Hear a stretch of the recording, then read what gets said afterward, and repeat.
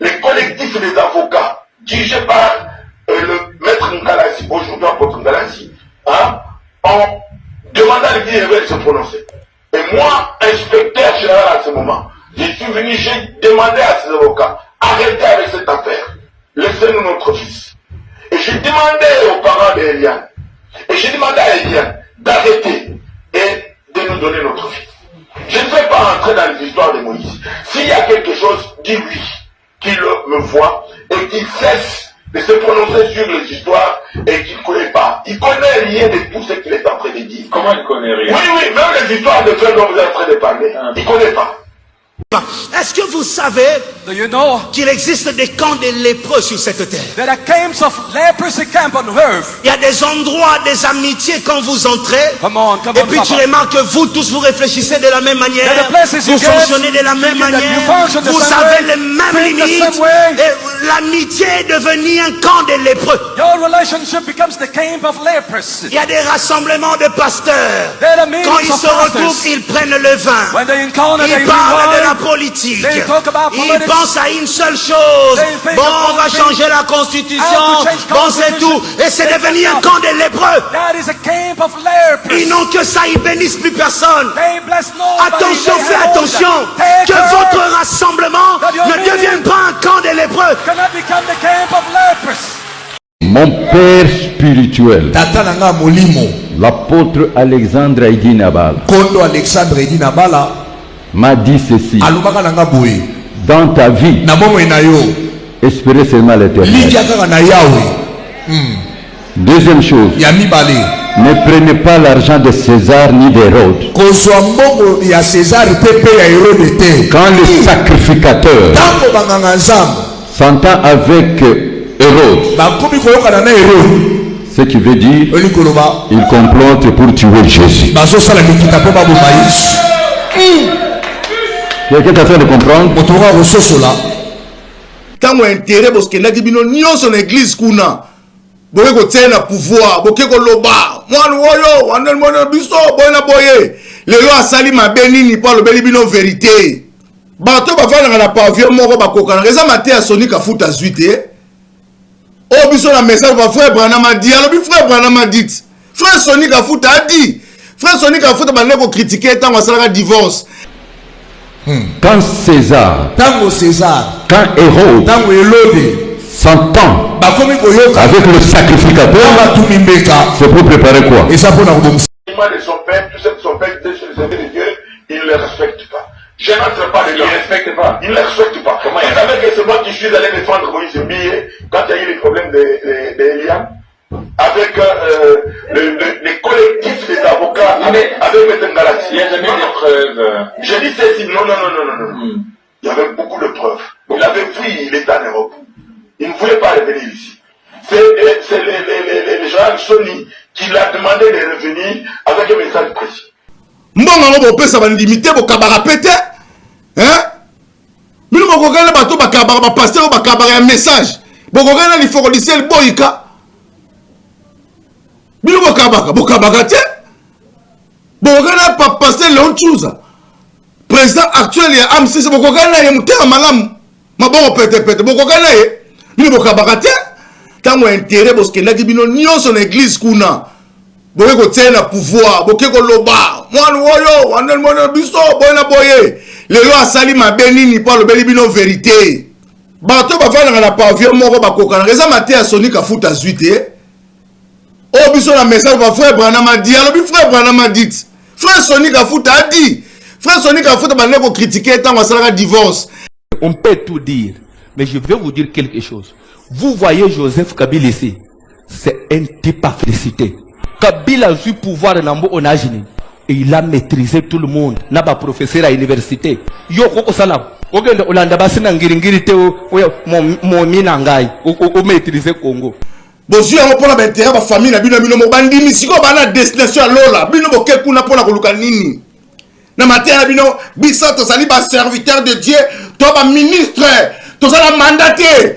Siko kuna boke luka nini ba santu ba boki soutane ba koti mumbongo. Tous ces pasteurs qui se réunissent, soi-disant des grands pasteurs, ils ont fait pareil pour Kabila, M. Félix Tshisekedi. Ne vous trompez pas. Ils ont chanté, ils ont prié pour Kabila. C'est malheureux. Ils n'ont pas si peu mawa. Ils n'ont pas si. C'est grâce à vous. Si vous avez ini, vous avez moko, vous avez orienté mboka. Même président Tshisekedi Alinga vous a béni. Akabi mboka na mboka nzambi. Mais où sont les sacrificateurs? Il y a solo au barotambola nae. Il y a même une vidéo qui est virale. Botika mwana batu ya muke Kabila za kusala makambu. Mais aujourd'hui, Kabila est devenu diable. Pourquoi? Parce que Kabila n'a plus rien à donner. Aujourd'hui, c'est Tshisekedi qui donne. La mission de ces pasteurs, c'était de se réunir pour prendre position publique contre un camp pour un autre, ou la mission des hommes de Dieu, c'est de se réunir devant la face de Dieu, implorer la miséricorde de Dieu pour nous emballer avec sa bango. Quelle est la vision ou quelle est la direction que le pays doit prendre? Kabila Saliboye. Mwana mobali wana te tobetele nanu maboko yoka soki bozozela ke veka kolongola Kabila na koko Yesu akotaka na makambo ya politique te. Bien dit. Ce n'est plus l'église. Botika ngai calme. Et les autorités qui existent ont été instituées de Dieu. Voilà. Bazulu bake bakunzi. Oyi bozo mona wana Zambe muto achaka bango. Omona ngala sikuna ye oya comme président omona c'est quoi ça? Yango Denis Lesi awa pauvre Denis Lesi. Aza kolo bane bien. Bolie mbonga Kabila tolia na bango. Ti mona batu lelo soka zawa soki pona situation ni to ebité.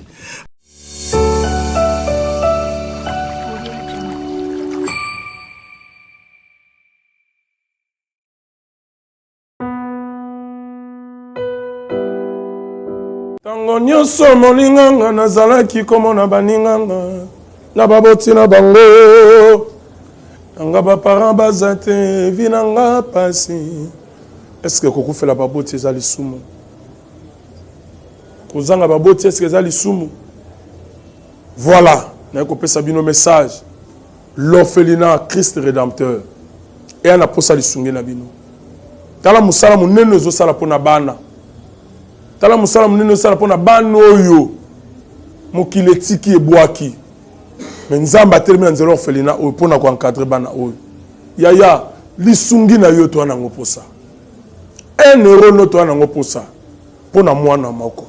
Tango mwana moko allié nzambe ya bitike oya permettre ete na nzela no mwana alia akobosa na ote. Voilà message ya l'orphelinat Christ rédempteur to ana besoin lisungi na bino. Ba numéro ezana se kota contact na biso assistance na yo et aux alisungi pour na bana. Que le Dieu des orphelins a bénir diama mtu nyoso ja ta likanisa ko sala quelque chose peut sali yango zamba pambola bino.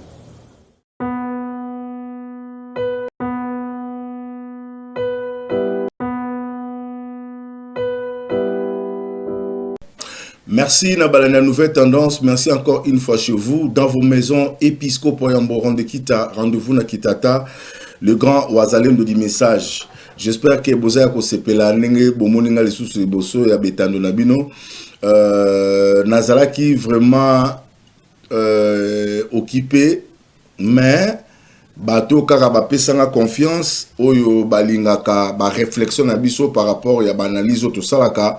Vraiment na réalité bazobenga ngai bazobenga nga tala makamba batu na yo yondo lobaki ke yondo za moté ya ba pasteur yondo épiscopo ayambo. Alors tala bato ba deno na yo bato église des réveils tala makambo baza ko sala c'est pas vraiment bien et ezosenga une bonne leçon. Il faut mutu moko penza oyo a yebi koloba pona komeka ko orienter bango par rapport à guerre oyo fungwami entre Moïse Mbiye na ba lépré na bato maba. Donc je vous annonce que guerre est ouverte maintenant entre le lépré non mon nom Moïse Mbiye to minimiser qui est ngai depuis kaka débat ya mai kalambai na l'ifoko du ciel.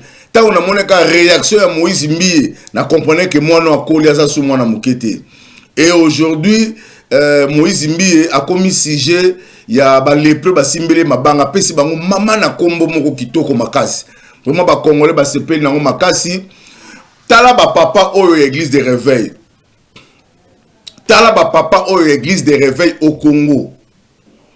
vraiment ba papa bo décevoir biso mingi et il est grand temps cette génération oya bana oyo bozali ko considérer bana o ba moni ba bina bino tangu nyonso et sengeli siko ba telema pour ameka ko fandisa bino na ba kiti bo vanda sikoyo nazo bisa ba pasteur église de réveil besoin qui tend trop depuis des années à côté à biso to comprendre bino que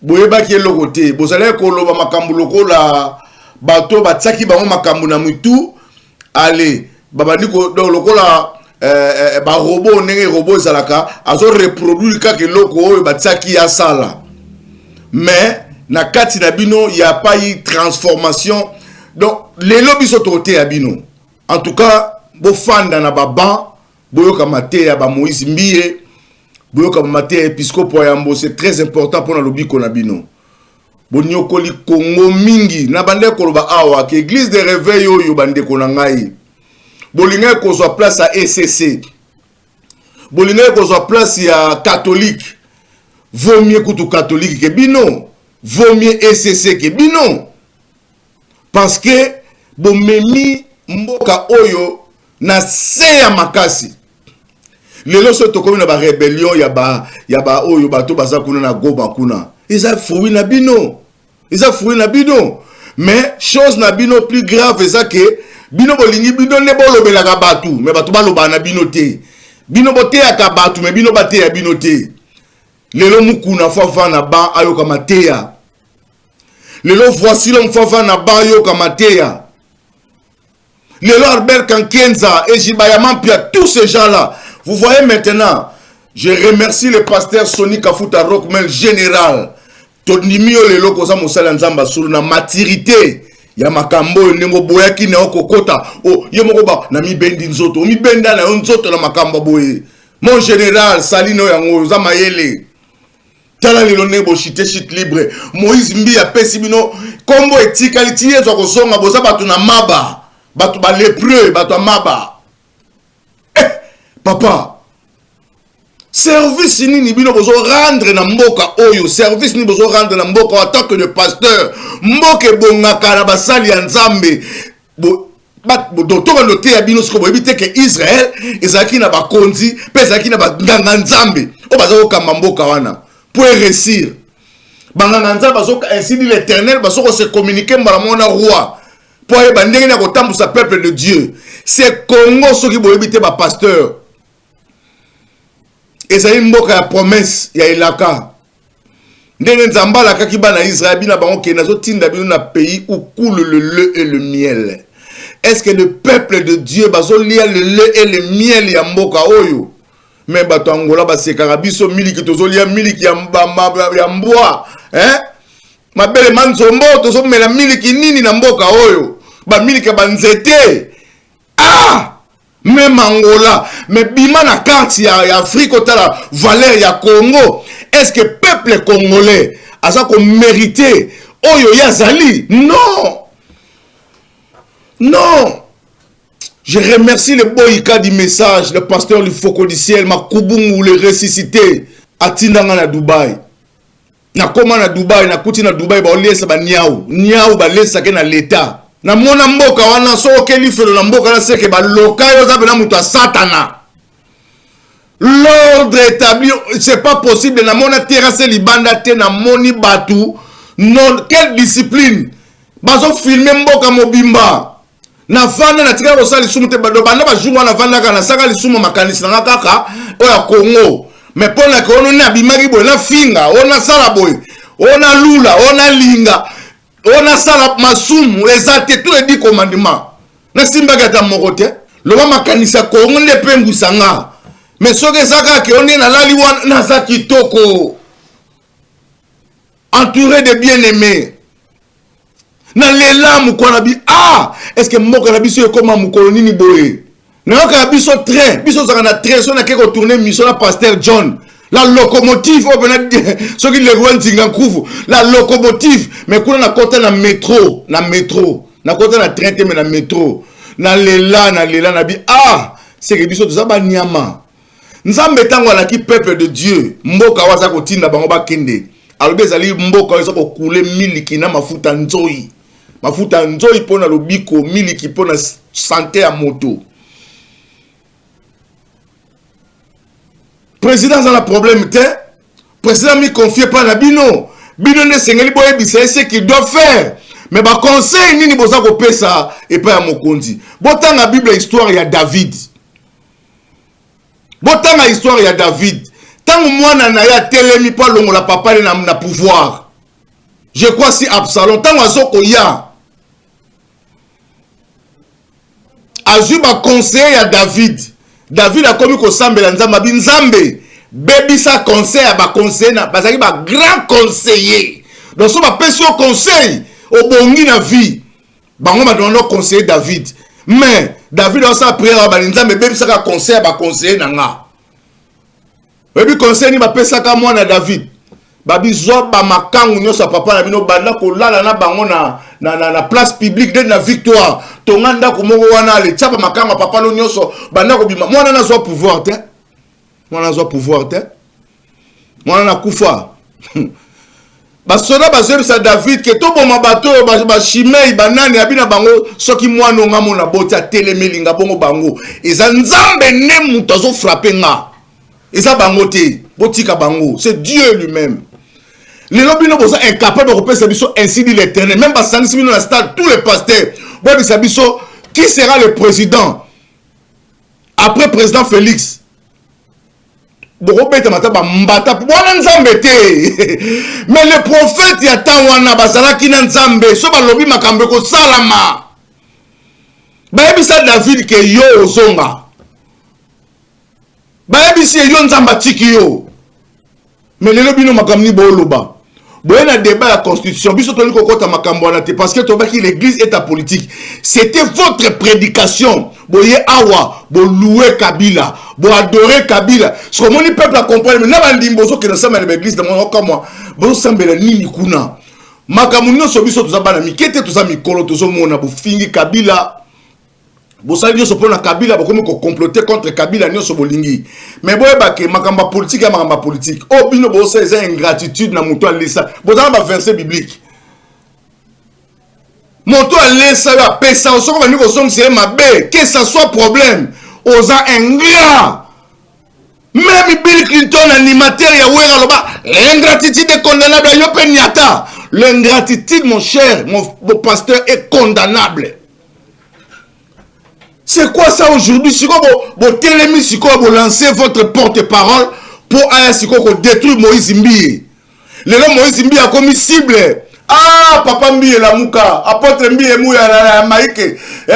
Apôtre Mbiye mouya la mouka. Les prenez, le moine. Maman, pasteur, église de réveil au Congo. Le lobo télémis. Oui, bien sûr, ma casse à Koloba parce que la moni votre n'habite sur ça toujours secrétaire même sur l'année a télémis pour la pour détruire Moïse Mbiye. Mais chef, avant wana toke dans la régie, total tout ce que vous avez fait pour Kabila. Que ton oui soit oui, que ton non soit non, ce qui en ajoute, ça vient du diable. Ce qui on dit makamoto. Et que l'obi omoni mabenaye. Au kotali sabatu kete, tozala kinaye, azala kaboye. Mais les lois a changé, les lois a souboité, tala oya komi. Na position a komeli, biso to tambola suna été parce que bili mo be se côté lié déjà. Ako munguna na biso, alingi bolamu na biso te, patati patata. Mais oya sala ki na avance, oya sala ki o malamu, o reconnaître yango. To meka ko défiler, chef to meka ko défiler na moi quelques vidéos, ya voici l'homme, na mukuna. Ninge bazako kumisa Kabila, ninge bazako loba pona Kabila, et après Tozongi. On peut tout dire, mais je vais vous dire quelque chose. Vous voyez Joseph Kabila ici, c'est un type à féliciter. Kabila a eu pouvoir en Agini, et il a maîtrisé tout le monde. N'a pas professeur à l'université. Yo koko salam. Ogende Olanda basina ngiringiri te mon minangai, o maîtriser Congo. On peut tout dire. Mais ce monsieur-là, il a pris ce pays à quel âge? Ça y est. C'est entre nous. Nous sommes contre nous. Nous sommes finga kinoa. Parce que nous sommes kinoa. lingalo ngana dobe za bakino te boni boyiko te tam soko ka niseke ngana za kino na kwa makino ateka na biso omoni bano bakola kana ba village na ba province ils ont une maturité au le bana ville ngana lobaka soki penza makambo ezaki mukileza aya normal même bana na biso bazabana omemi nanu na province afanja ata 2 ans okomona mutu amwane osuka ville eza na baloyenge moko surtout eloko yeko boma mukili internet yo ezaka a téléphone mutu akokota na ndako alala bino bokalisake kolala akekota na téléphone alali 4 heures po alamuka ere nini alamuka na makasi nini. Et vous pensez que c'est ça la vie? La vie n'est pas facile. Réussir sur la terre, apprenez à respecter ceux qui ont réussi. Nakamwaka, ozomona batu musu bafandi bozo finga Joseph Kabilo. Tamusu tata mukolo. Mais responsabilité ya sala na yo tata mukolo. Uzana nous s'embrouiller dans les aventures, tu ne peux pas le faire. Tolo baka atangate, admettons qu'atangate. Mais kaka na niveau na ye mukewana. 18 ans. Peut à maîtriser na opposition 18 ans à maîtriser na ba prof na opposition na ba prof ba mitu ya mitoine petwa na lubi balembe pembo etambo ina ko umela te 2 ans 3 ans élection atrique 5 ans atrique 18 après yemo kwa lobi na tiki perte mwana maya komekoya ere mo akoti na supermarché omuli mutazo namoni kabila atigirani yemo. Bref, c'est pour dire quoi? Je ne suis pas dans la politique où je ne suis des pour ou des contre, mais c'est pour vous dire vous les jeunes, arrêtez de rêver. Prenez même son exemple, arrêtez de rêver, parce que les jeunes filles, les jeunes garçons maintenant, c'est seulement les sexes. Ba projet na ba kaliki les akaka ndeni na pozo momi wana makambo ngana zo mona na biro papa sambele langai papa Kabila asali boye mwana mobali wana te tobetele nanu maboko yoka soki bozonzela ke peka kolongola Kabila na koko Yesu akotaka na makambo ya politique te bien dit ce n'est plus l'église botika ngai calme. Et les autorités qui existent ont été instituées de Dieu. Voilà.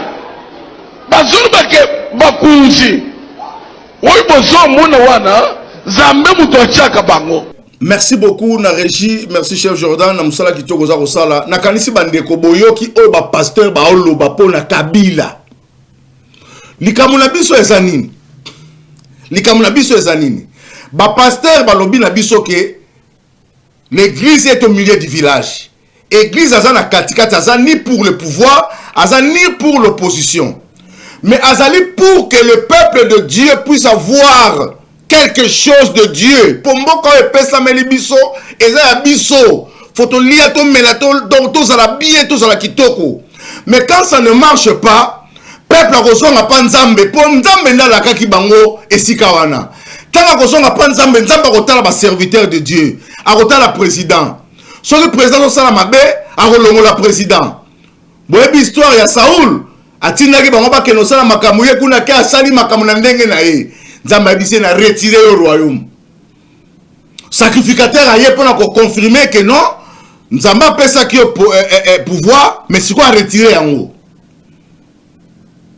Donc un serviteur de Dieu il faut un millier na katikati mais ya auto so mona oyo comme ça la passe na yoki Louis France na soki Merlin Foufou balobi na mukuna katanga te na habité so ba titre ya réseaux sociaux kaka mukuna lobi que non il paraît mukuna porter bango plainte. Moi je me suis dit est-ce que ba pasteur na biso c'est vrai ba nota ka Bible tout ezaki mango makamususu.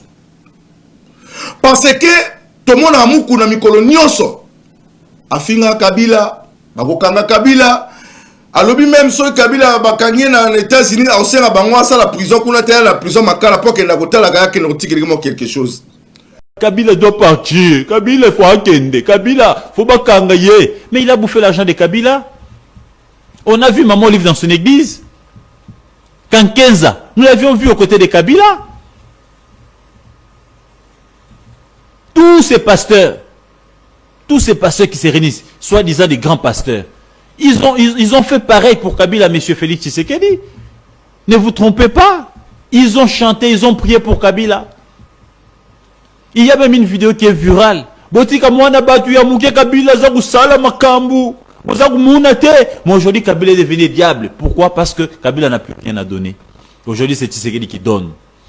La mission de ces pasteurs, c'était de se réunir pour prendre position publique contre un camp pour un autre, où la mission des hommes de Dieu, c'est de se réunir devant la face de Dieu, implorer la miséricorde de Dieu pour nous emballer Sabango. Quelle est la vision ou quelle est la direction que le pays doit prendre? Tant que Yazoloba na Kabila bongo Yazoloba bien. Ce que comme tant que biso to yé, to ani ko expliquer que yo ozaki na Kabila, oliaki na Kabila, omelaki na Kabila.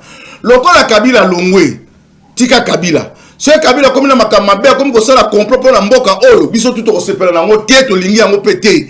Mais yo longo oliaki biloko na ye, kotanga makamna été parce que obima ingrat, parce que oliaka biloko na ye. Biso to liaka biloko na ye te.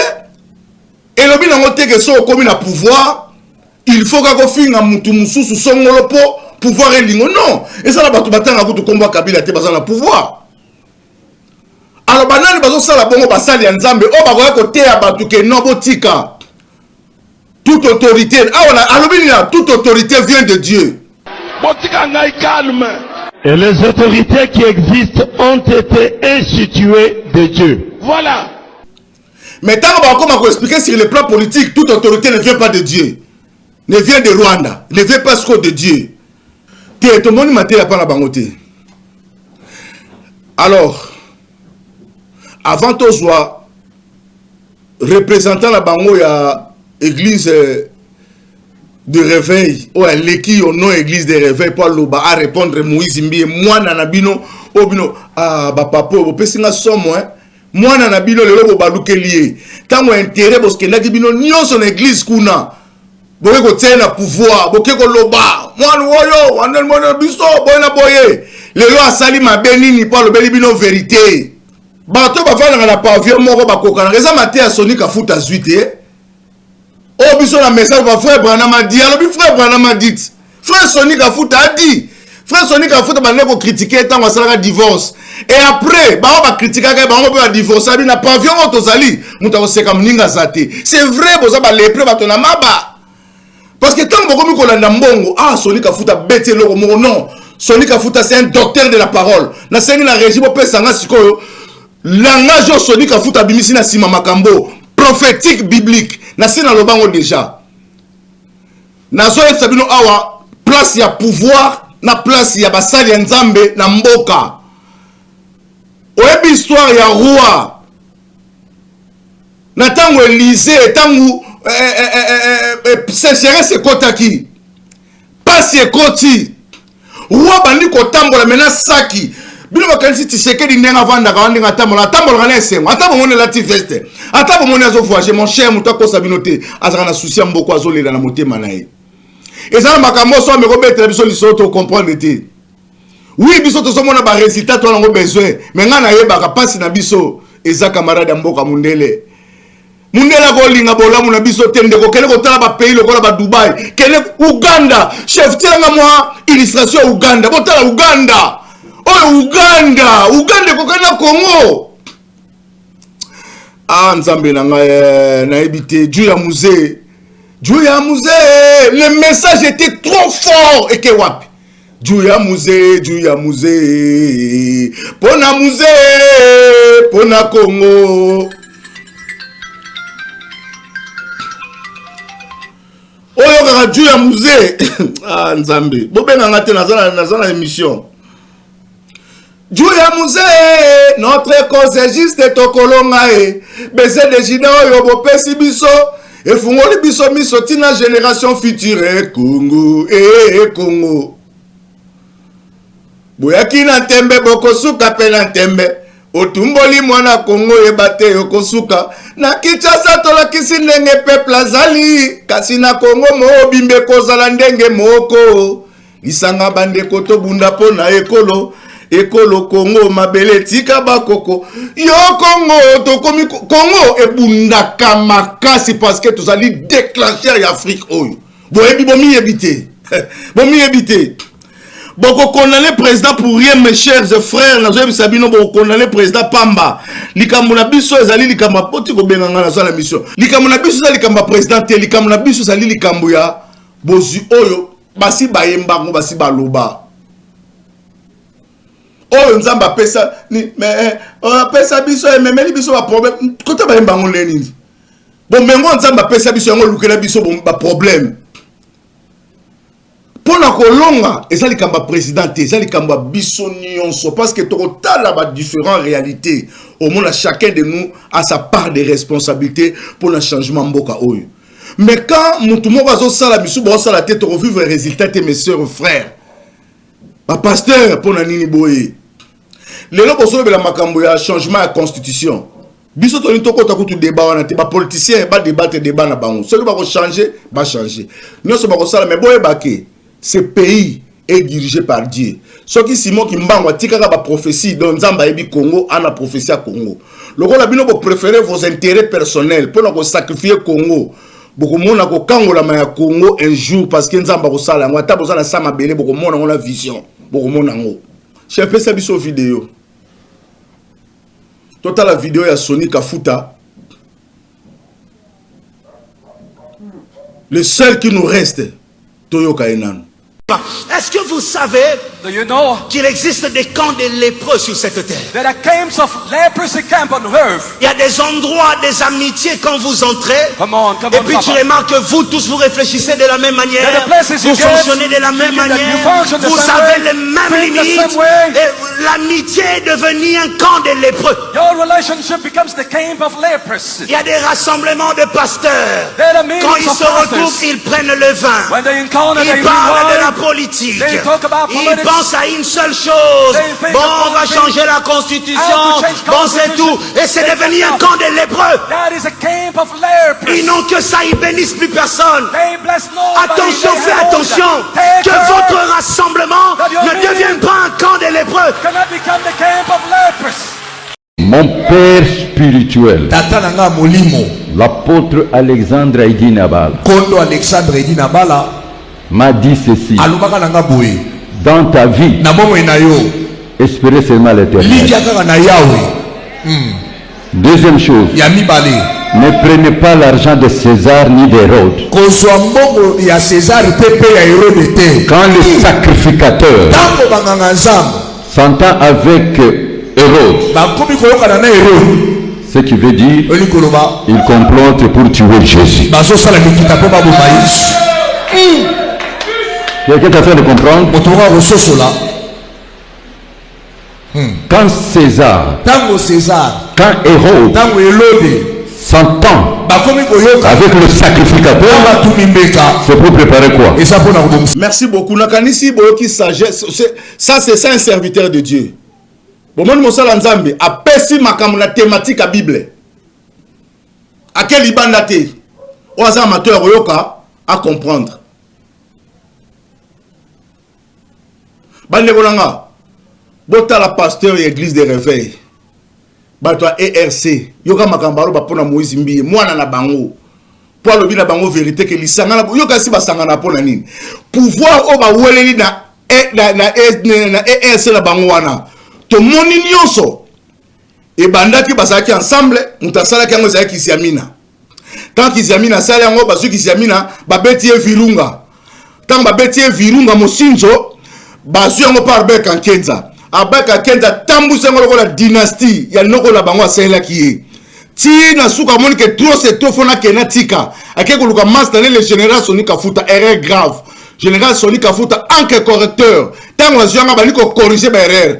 Quand kenza bitenga fona comme archipape. Naza likolo ya kaya makamboyo. Sony Kafuta biyo yoza mwana biso bana makambo yo salate donc kokate ozala mukonzi ngate abi na relaxa yo akezo Dodo Kamba a confronter na Sony Kafuta baboto lié pouvoir Dodo Kamba azua bien bokanise ngai na zoba na binoko na zoba na bino na kopesa loko te na zana bino ya mayele batomboki ake kobenga bamukuna ba Léopold Mutombo abengi bampaka nyonso bakotala mwana babandi ba émission ba menacer Dodo Kamba jusqu'à sa mort to mona wa baloba batie le poison to moni nyonso leki Dodo Kamba moto leki siminyoka abi loko batu na bwaka abwaka yango ba récupérer on va pesa jiba ya mampia fala bon c'est la sonika futa encre correcté à corriger yango. Mais pourquoi on peut se Jibaman Pia? Et Jibaman Pia, est-ce qu'on a vu un sikoyo? T'as la résulté sika bokoyi. T'as les sika siko bokomi. Est-ce que l'église c'est la bino na makambo? L'église sera sauvée pas par le pouvoir. L'église sera sauvée par Dieu lui-même. T'as maintenant on sauver l'église. Boké ko lukani ni kuna. Mbonga ngo bo pesa ba limité bo kabara pété. Hein? Bino ko gana bato ba kabara ba pasteur ba kabara un message. Boko gana li foko lycée boyika. Bino bokabaka te bokana pa passer Léon Tchouza président actuel ya AMCC bokana ye mutema malamu mabongo pete bokana ye bino bokabaka te bozu yango pona ba intérêt ba famille na bino mo bandimi siko bana destination lola bino bokekuna pona koluka nini na matin na bino bisa to sali ba serviteur de Dieu to ba ministre to sala mandaté so kuna bokeluka nini ba santu babwaki soutane ba koti mumbongo boluki ba pouvoir, boluki succès, boluki lupemba. C'est malheureux. Ils ont pas si peu mawa. Ils ont pas si. Bokiti simboko na c'est grâce à vous. So vous aki ini, vous aki moko, bonne orienté mboka. Même présent c'est que delinga ko la béni. Akabi mboka na maboka nzambe. Mais où sont les sacrificateurs ya solo o ba kotambola na ye? Au moins ngala sikuna ye oya comme président, au moins quoi ça? Yango Denis Lessi ah pauvre Denis Lessi. Azakolo bané bien. Bolie mbonga kabila tolia na bango. Timo na batu lelo soka zawa soki pona situation ni to ebité. Alors to boyo kasiko papa oyo asa mutu église de réveil au Congo boka makambazo bimisa pona Moïse Mbiye. To yo kango. De son père, tu sais que son père était chez les amis de Dieu, il ne le respecte pas. Je n'entre pas dedans. Il ne respecte pas. Il ne le respecte pas. Comment il savait que c'est moi qui suis allé défendre Moïse Mbiye quand il y a eu les problèmes d'Eliam avec les collectifs des avocats avec M. Ngalaxi. Il n'y a jamais de preuves. Je dis ceci, non. Il y avait beaucoup de preuves. Il avait fui, il était en Europe. Il ne voulait pas revenir ici. C'est les gens Sony qui l'a demandé de revenir avec un message précis. Les collectifs des avocats dirigés par le maître Ngalaxi, aujourd'hui apôtre Ngalaxi, ont demandé à l'église de se prononcer. Et moi, inspecteur général à ce moment, je suis venu, j'ai demandé à ces avocats, arrêtez avec cette affaire, laissez-nous notre fils. Et j'ai demandé aux parents d'Eliane, et j'ai demandé à Eliane d'arrêter et de nous donner notre fils. Je ne vais pas rentrer dans les histoires de Moïse.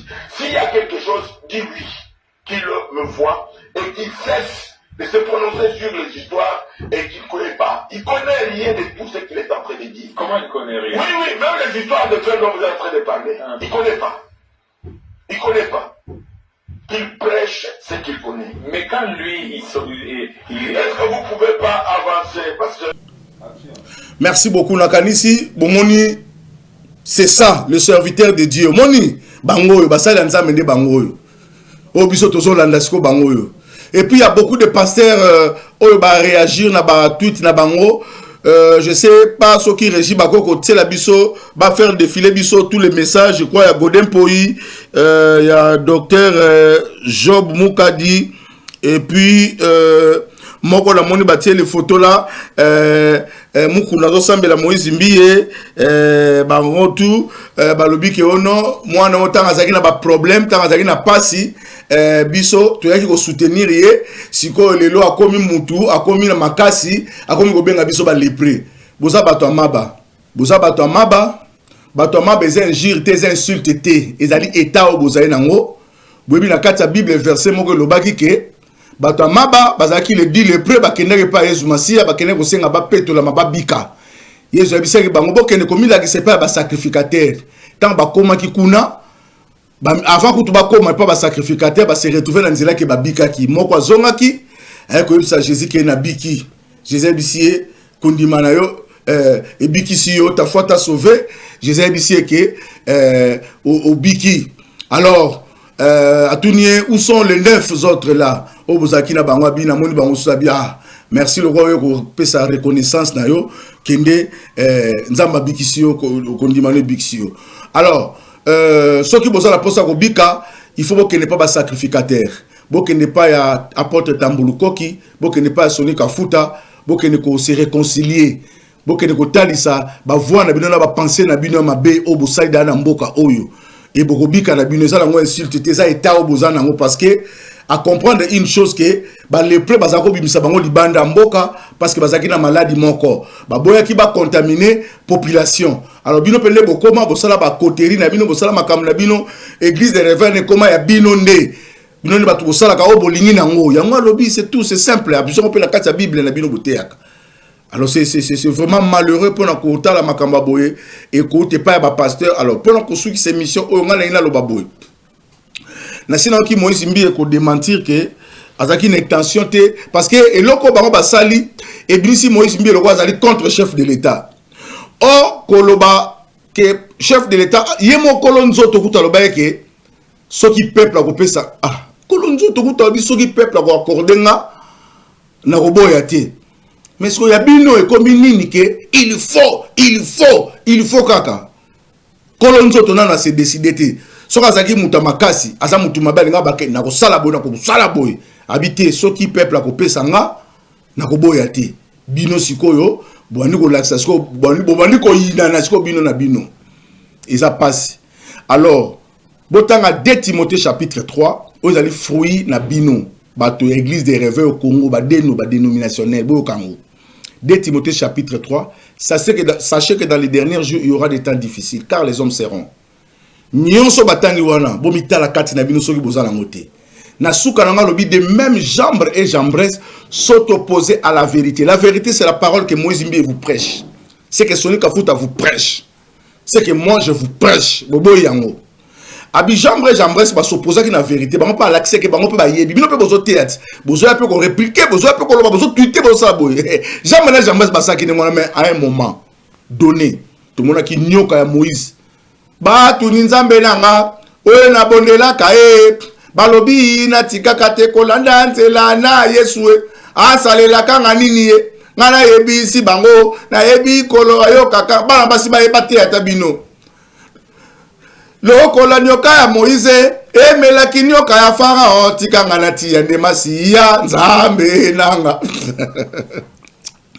bokomona ndenge nyoka ya Moïse Mbiye ya Sonika Futa ya tambulu koki ekomela banzete na bino parce que boza na kati ya vérité te mosala nzamba zaka au milieu du village azako yoka oyo nzamba zako yebisa epona mboka oyo nzamba zali likolo nango batu bazo nyoka ma batu bazo kufa batu bazo souffrir nzamba yebi cause ya pasi ya mboka oyo pe azolinga kango la mboka oyo soki bino boko telema pona ko bunisa vérité pour que mboka oyo kende liboso te boko kutana na bâton de Moïse boko kutana nango.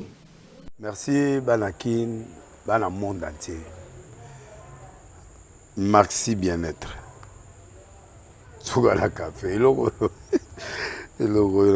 na mêlé logo mais logo ezamabe.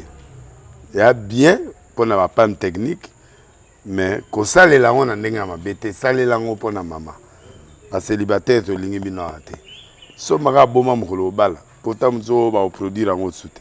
Maxi bien-être yango yo lukango benga ndeko nanga alendele ye mutu ayebi esika ko fournir yo autant que tu veux $35 ezebele na kati sobo melika moko de joga bien be moroïde banini tout ça bilialia vanda musala banini et réparer yo système ya break et réparer yo pe fonctionnement ya break de break donc et pe son fonctionnement ya bien.